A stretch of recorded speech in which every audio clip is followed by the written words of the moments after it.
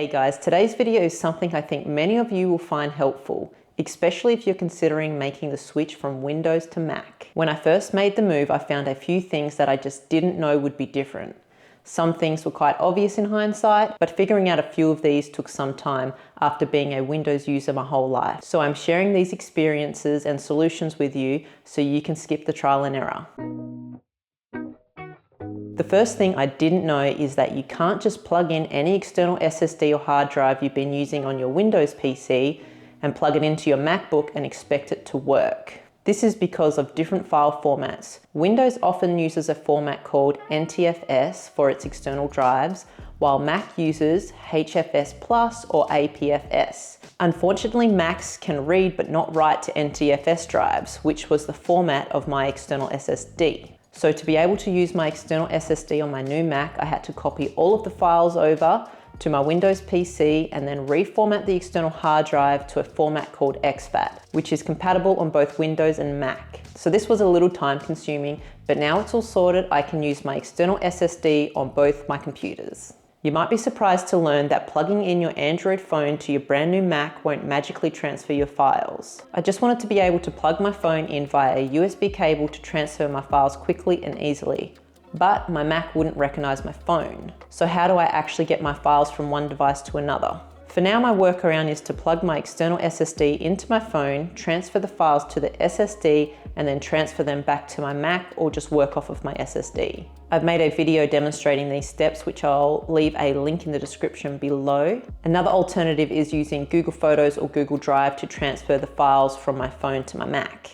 Another thing I didn't know is that the Mac App Store doesn't have Google apps like Google Drive, Google Photos, and Gmail. This was unexpected since these apps are available on the iPhone App Store, so why not the Mac?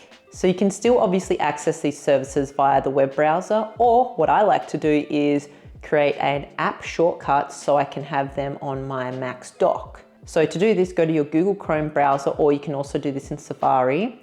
Browse to whatever Google app you want, then go to the three dots on the menu in the top right hand corner and select More Tools and create Shortcut. This method allows you to have quick access to your Google apps directly from your dock, similar to having them installed from the App Store.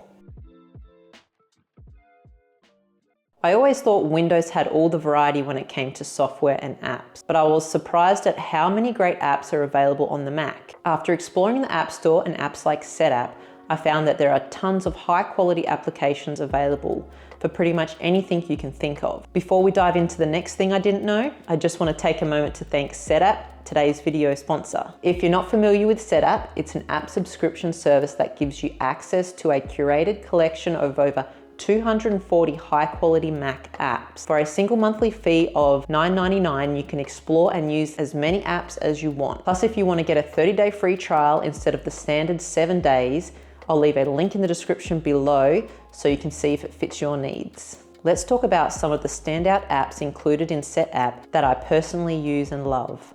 Al Dente Pro.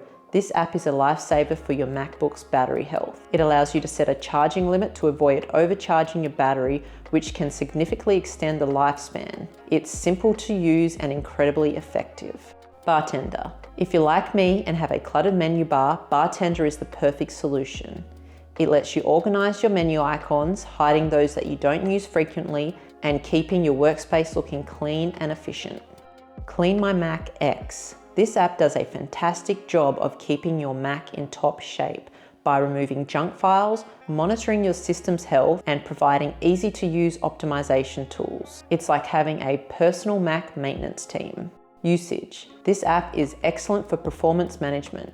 It provides detailed insight into your Mac's CPU, memory, and network usage, helping you keep track of what's going on under the hood. It's perfect for ensuring your Mac runs smoothly, especially if you're a power user. Setapp makes it easy to discover and use these fantastic apps, along with many others. If you want to try Setapp for yourself, check out the link in the description below. Trust me, it's a game changer for anyone who uses a Mac. Lastly, here's a funny one. I didn't know that to install a file onto your Mac, you just had to click on the installation file and then click the icon and drag it over to this folder. I thought that you need to grab this install file and drag it onto the applications folder in Finder.